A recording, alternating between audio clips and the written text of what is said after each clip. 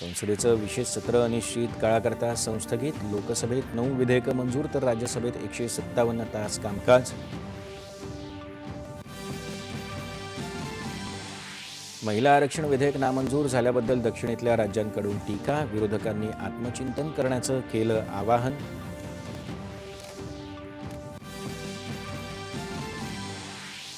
पंतप्रधान नरेंद्र मोदी यांच्या अध्यक्षतेखाली सुरक्षा मंत्रिमंडळ समितीची बैठक. वित्त व्यवहारावरील मंत्रिमंडळ समिती आणि मंत्रिमंडळ बैठकीलाही करणार संबोधित.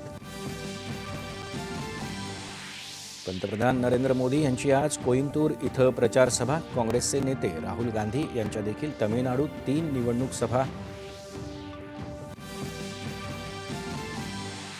युद्धबंदीनंतर होर्मुझची सामुद्रधुनी तात्पुरती सर्वांसाठी खुली. मात्र अमेरिकी नौदलानं नाकेबंदी कायम ठेवल्यास हा मार्ग पुन्हा बंद करण्याचा इराणचा इशारा. इयत्ता 1ली ते 10वी पर्यंत मराठी भाषा सक्तीच्या नियमांचं पालन न करणाऱ्या शाळांविरोधात कठोर कारवाई करण्याचा राज्य शासनाचा निर्णय. आज जागतिक वारसा दिन. ऐतिहासिक आणि वारसा ठिकाणं स्वच्छ आणि सुरक्षित ठेवण्याची शपथ घेण्याचं केंद्रीय सांस्कृतिक आणि पर्यटन मंत्री गजेंद्रसिंह शेखावत यांचं भारतीयांना आवाहन.